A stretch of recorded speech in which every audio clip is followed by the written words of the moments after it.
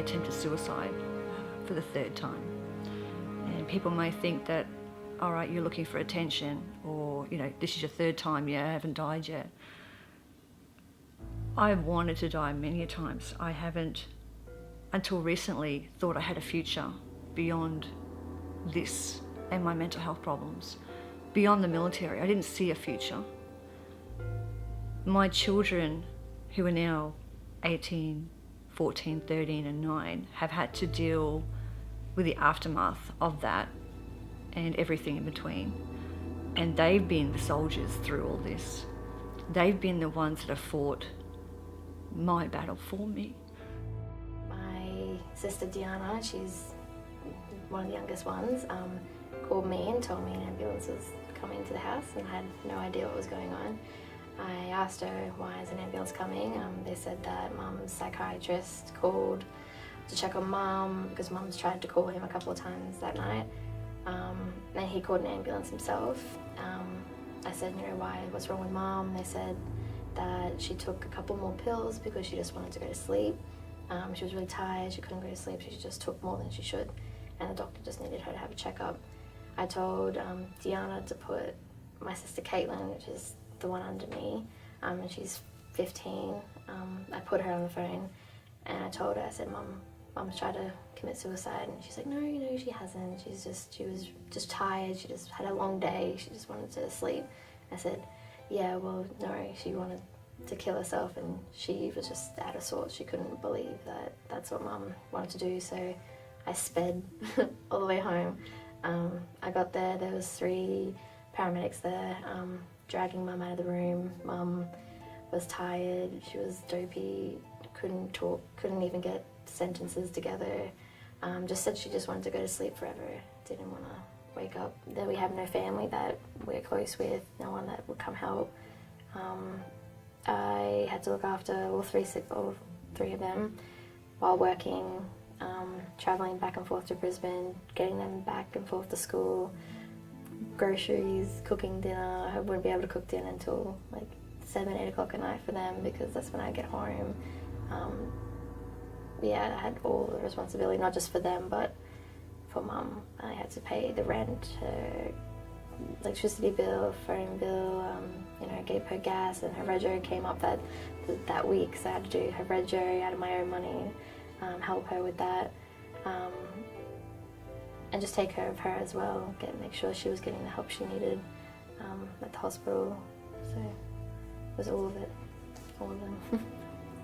So what sort of happened from that point on when Mum was in hospital? It was quite a struggle with the doctors at the hospital and the psychiatrists and stuff. They didn't really take me seriously. I tried to sit like a doctor down. He wanted to let Mum go after a couple of days. She'll be fine. She'll just, you know, she'll recuperate. She'll just get herself back together. And I said, no, like, this is now the 6th or 7th time my mum's tried to kill herself. I don't want her coming home to then go behind her back and do it and try to succeed, because at that point Mum just wanted to succeed. She was so angry that she didn't. And I just kind of, it was like they kind of laughed in my face. They're just like, no, she'll be fine. She's an adult. She'll get better. Mum's boyfriend at the time tried to help and, you know, be an adult for me and help explain to them that she needs to stay in there.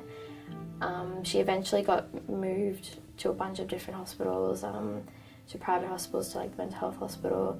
Half the time I wasn't told where she was going or when she was going. They didn't even know half the time when she was going. They'd tell us one day and then 2 days later she'd go. And yeah, they didn't really want to keep me informed in what was going on because Mum was the adult and I wasn't. And I was not a boyfriend or a husband, or I was just the daughter. So they didn't really care about me. My children who came to visit me, I refused to see them. I was ashamed, I was embarrassed. Plus I wasn't ready to face the questions that I knew I'd have to answer. So what were the type of questions that you thought that they would ask you? Why? Why did I do it? I couldn't explain that to them. Kim, I didn't know why.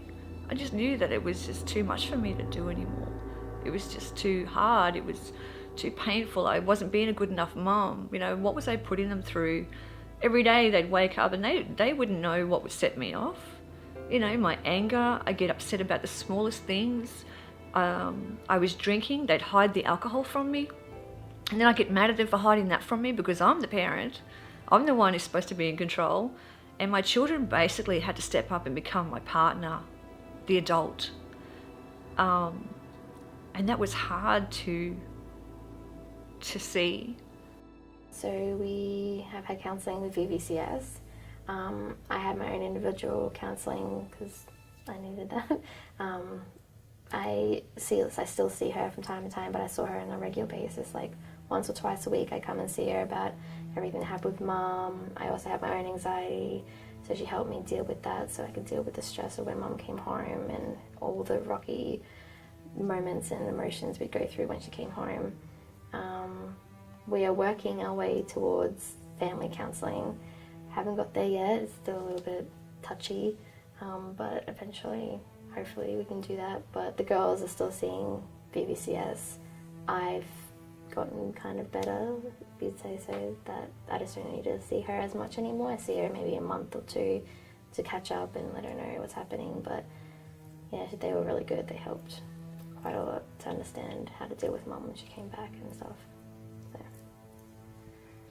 When we'd come home though, it was very silent. It was just so eerie that the silence was noticeable. It wasn't before, but it was now. When you're suicidal and you have that ideation and your PTSD drags you down that path, it's inescapable. Every day it's there. It's like how many times I got in the car and thought about putting it into a pole. Or what if I didn't do the job properly? What if I survived and my kids had more of a burden? How is it going to make sure that that was no longer the issue for them? You know what I mean? This was more about freeing them rather than making them suffer. And that's the only explanation I can give you, because even though it's about me releasing the pain and the torment that I was going through every day, of the emotion going up and down, whether I was angry or sad, I mean, it flips just so quickly. Wanting to drink myself into oblivion, I mean, no child should have to sit back and watch that. So for me, it was like, I'm ending the pain and my suffering, but I'm also freeing them. As I said, we haven't really sat down as a family and had that conversation. My girls have been going to VVCS, but they do it on an individual basis. We haven't tackled the family counselling, which I'm hoping at some point that will come into play.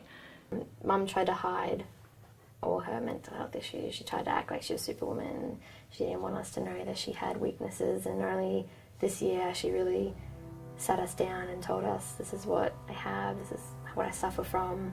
But it's really brought us together. Even sounds weird, but her trying to do that makes us understand her more, and we're not as angry at her when we don't understand why she's angry at us. Now we understand, so it's a lot better.